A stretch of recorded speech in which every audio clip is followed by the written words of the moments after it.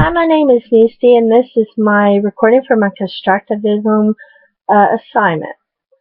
What is Constructivism? Constructivism is a theory on how people learn.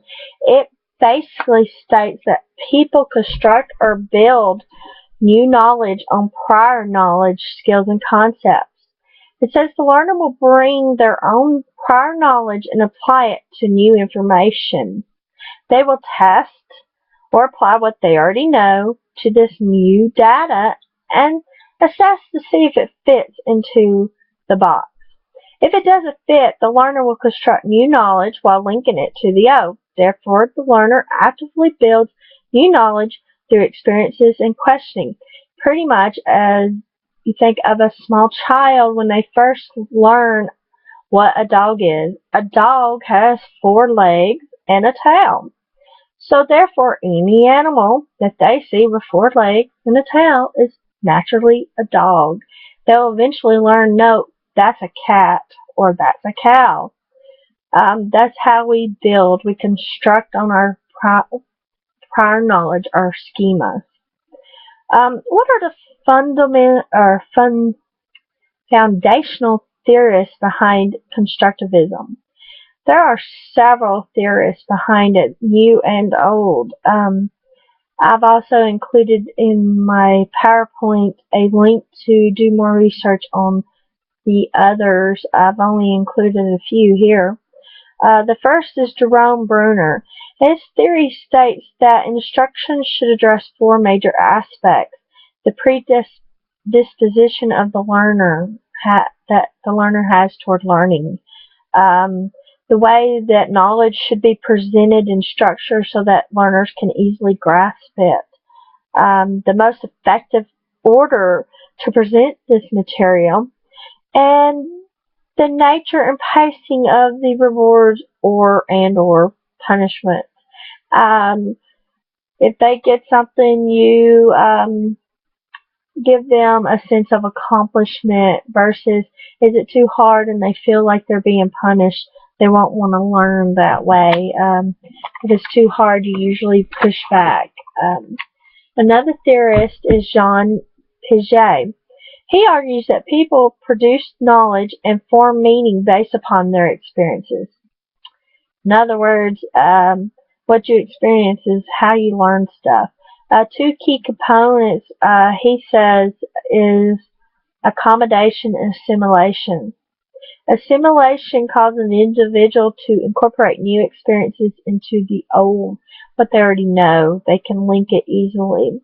Also, accommodation is where you reframe what you know to fit what's in front of you. It's where you had the child with the dog. Then you have this animal that has no legs and it slithers on its stomach.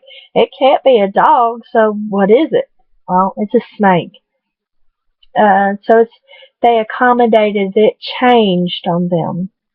Another theorist is Lev Vygotsky. He believed that culture is the principal determinant of cognitive process. In other words, knowledge leads to further development in your cognitive thoughts. John Dewey, he believed education needed to be grounded in real experiences.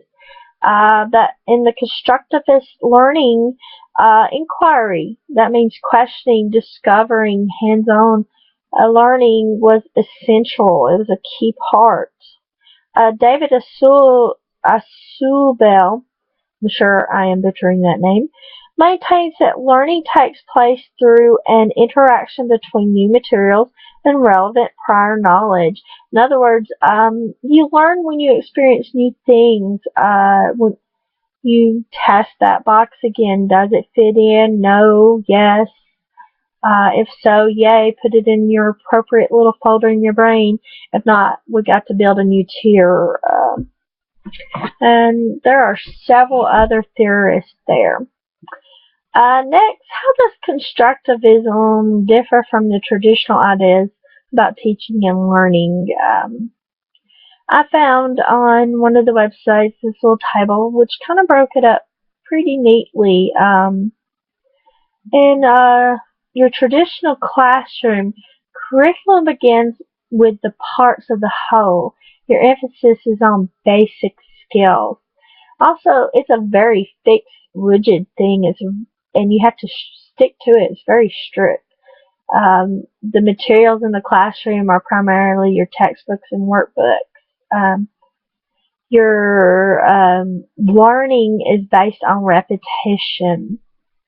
Whereas in your constructivist classroom, curriculum emphasizes big concepts beginning with the whole and expanding to include the parts.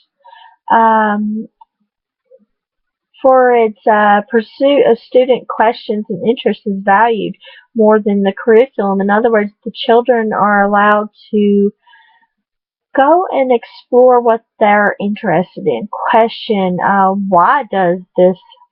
why is that animal not a dog?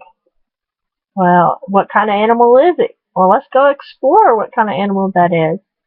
Your materials are primarily sources of information. It could be your library book. It could be a reference book. It could be your textbook. It could be online information. And manipulatives. Manipulatives are very important.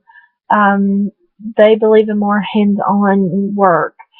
And learning is very interactive, and you build on what the student already knows. So teachers definitely have to test for prior knowledge and help build those foundations so that they can succeed, or help guide them to build those foundations. Students in a traditional classroom are mostly passive, whereas in the constructivism, they're involved in their own learning. Students work primarily alone in your traditional classroom versus the groups. Knowledge is seen to be dynamic and changing in constructive classroom, whereas it's handed to you. It's just you have to do it. The teacher role is also different. Teachers will give the information, and students passively just receive it. They take notes. Teachers are very upfront, direct. They're the authority. Whereas in your constructivism classroom, teachers are interactive. They are coaches. They prompt. They're facilitators. They ask good questions. They have dialogue with the students. They can work with small groups, one-on-one, or they have more time to guide and build those bases and help guide those students to build those foundations. Your assessments in your traditional classroom are typically testing through correct answers, whereas in your constructive classroom, the assessment includes the student's work, the observations of the teachers and points of view, as well as the test. The process is as important as the product.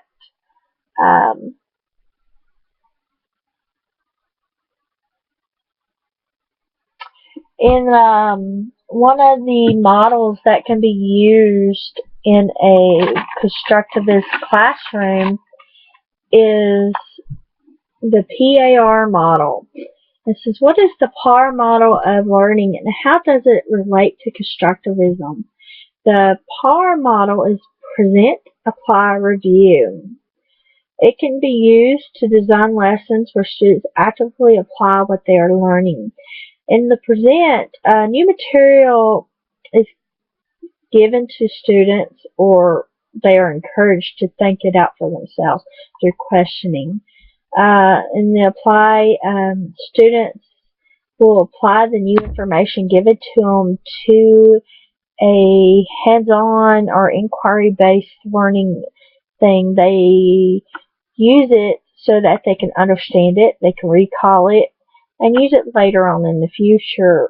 In the review, students are encouraged to recall former learning so as to clarify and focus on key points, ensure understanding, and to practice and check recall.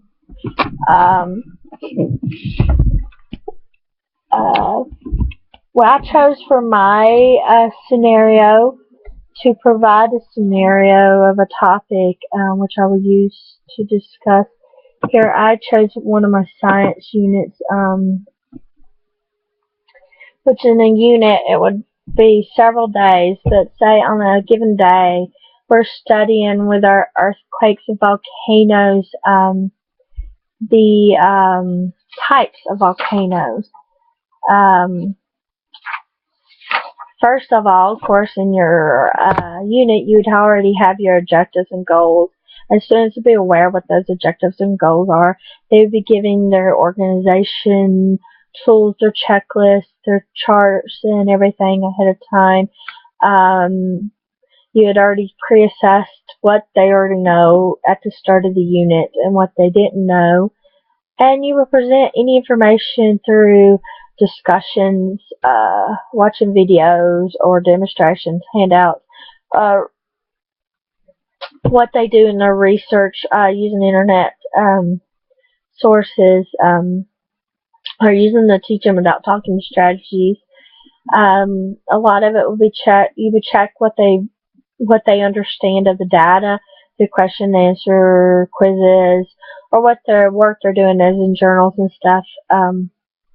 With your apply, they would be given a task to complete, and with that, their strategies, of course, again, would be group discussion, case studies, questions, worksheets, exercises, discussion to develop an argument, to answer a question, or just several different things. You would check again what they would, or if you had a group check or someone checking themselves, what are they on task? Are they finding their information correctly? Are they working together? Discover who needs help and what they need. You would praise and encourage their efforts and progress. And of course, if need be, you will kind of reassess something back on the track. With your review, you will question or answer or check their reports or posters, handouts, in the class discussion, quizzes, or anything like that. Pretty much in mine, I would choose my volcano types, and I would, as a part of my unit, we have several things. We would divide the groups into the class into groups, and I would assign them a certain type of volcano, and they would have to go and research what those types are. And doing so, they would have to know why it is called this type of volcano. How's it formed? How does it erupt? And certain things. How is this done, or like this? And then after your time has come, you'll come back together and have them teach each other what they have found. Of course, with this information, and of course, in science, you would have experiments. Like I'd had several experiments for the types. Why does the heat do this? What happens when there heat? And that just determines the type of explosion or eruption that the volcano has. Also, why is a volcano called a lifter or a sinker or any of those? They're actual hands-on things. And of course, they have science journals and research papers and stuff. We would present all those findings and discuss them. It's a big unit, actually. That's all my thoughts at this time on constructivism, and thank you so much.